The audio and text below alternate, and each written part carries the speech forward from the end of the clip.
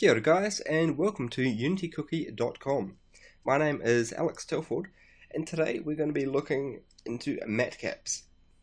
Now, a Matcap, if you haven't heard of it before, is sort of like a material setup you can use to take your fancy materials and lighting setups and bring them into real-time rendering. So let's go ahead and get started with what is a Matcap. So a matcap is short for material capture. It is a way that we can take our Mentoray, V-Ray, Cycles, Arnold, RenderMan, or any other production render engine, take those materials and lighting setups and convert them into working with Unity. So how is this possible? This is actually really straightforward.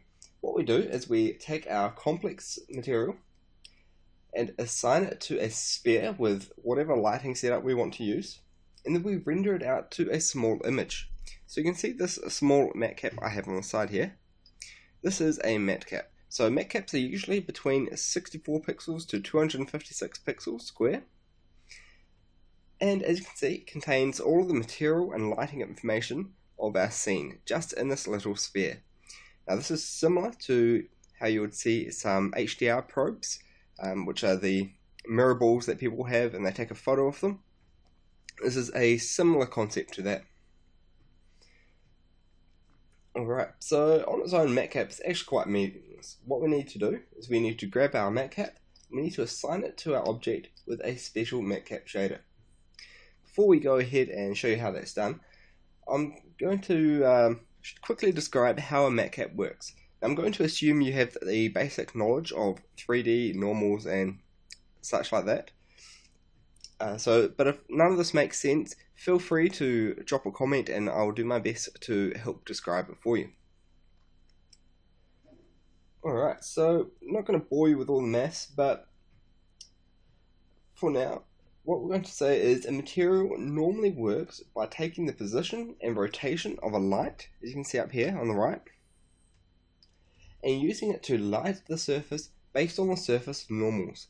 So a lit face will get darker as it faces further away from the light source, and it will get brighter as it faces towards the light source. And then we take that lighting information and we multiply it by our texture to get our final material. And that's how shaders generally work within Unity. Now we can go ahead and we can add in more stuff such as specular and bump and anisotropy, and we can even tint the lighting color. But let's say we wanted to create a complex material such as car paint or rusty metal or something that would require a really complex shader. This is not going to be feasible for a game engine. It's going to be way too performance heavy. So what we do is we set up our material exactly how we want it in our production render engine. We render it out to one of these matcaps. You can see I have just a glossy basic sphere here. And then instead of using the light to light our surface, we just map this directly onto our object normals. So you can see this working here. Now my matcap shader is a little bit more advanced than your standard one. So as you can see, as we go to the opposite side of the model from our light, it actually fades away. Now this is not how matcaps normally work. This is how I do it because I find it to be more beneficial when working with a game engine. But if I pop up in Blender here, we have the same model, but you can see that the lighting, if I just look at just the model, the light follows our camera the entire way around. So this is how matcaps normally work. So just be aware that that's what I've done there. In Unity, I have gone ahead and made sure that the lighting doesn't affect it the whole way around.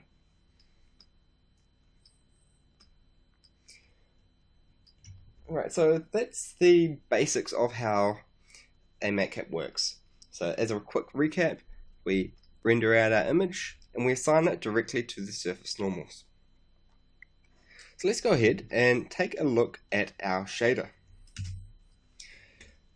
Alright, so over here, if I fire up the body material here, so you can see this just looks like a regular shader. We have the color, we have a couple of parameters here that are specific for controlling our matcap.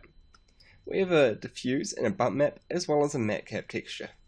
So this is very straightforward. This shader will be included in the resource file, so you're welcome to download this, use this however you want. And yeah, let's go ahead and check out some examples.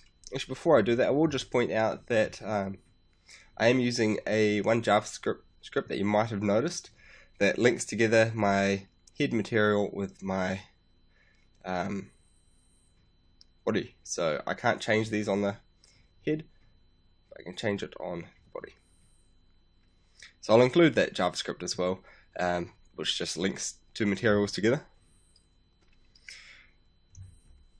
Alright, so let's go ahead and take a look at Matcaps. So I just want to do this to show the absolute power that you can have when working with Matcaps.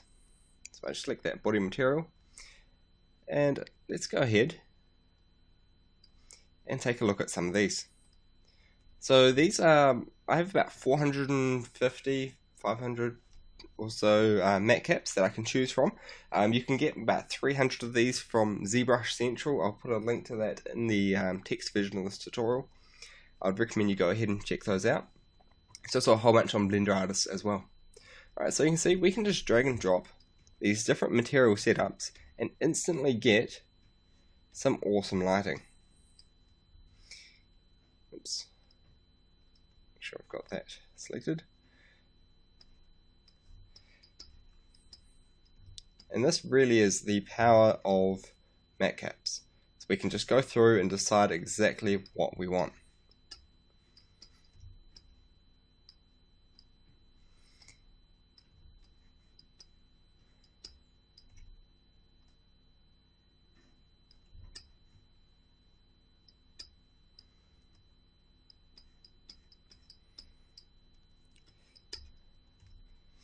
So let's just take a look at a couple more of these.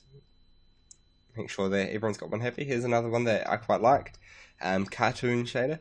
You can actually, instead of coding in your own cartoon shader, you can just grab a cartoon matcap and throw that on, and you'll get really nice toon rendering. Now the reason that the shader is still lit on the back is because I have this attached to the Unity ambient lighting. Alright, so yeah, that is pretty much it. So I hope you enjoyed this. These are how matcaps work in Unity. What we're going to do now is we're going to go ahead and jump into Maya. So over in Maya, you can do this with 3ds Max as well if you have the CGFX plugin. I have the exact same shader that you can see here. So same controls that we saw before. Now the reason I have this shader is because I know if quite a few of our users are with 3ds Max and Maya, and I want you guys to be able to have the same capabilities that Blender has. So you notice over in Blender, we had our shaders set up here that we can set matcaps by, where are we, texture. We can attach these, map them straight to the normals to get our matcap. But there's no real good function for that in Maya, and I believe there isn't one in 3ds Max. I haven't messed around with that in a while. So I wanted to go ahead and make one for you. So I've made the exact same shader that we had for Unity, made that up in Maya. So this will also be available in the resources for you, and you can use that using the CGFX plugin. If you don't know how to install that, I'll just show you. It's under Window, Settings, Preferences, Plugin Manager, and it is under CGFX. So it comes with Maya 2011, 2012, and 2013, I believe.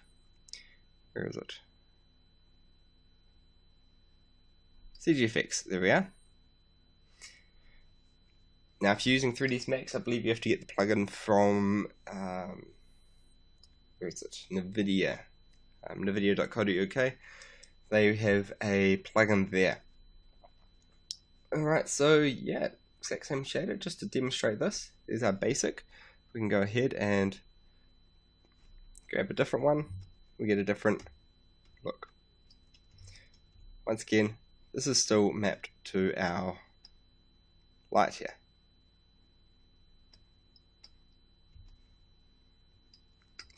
Okay, so that's it for this quick tutorial. Hope you guys have enjoyed it. I hope you guys learned something. If you have any comments, critiques, questions, feel free to leave them below. Thank you for watching. My name is Alex Telford, and this is UnityCookie.com.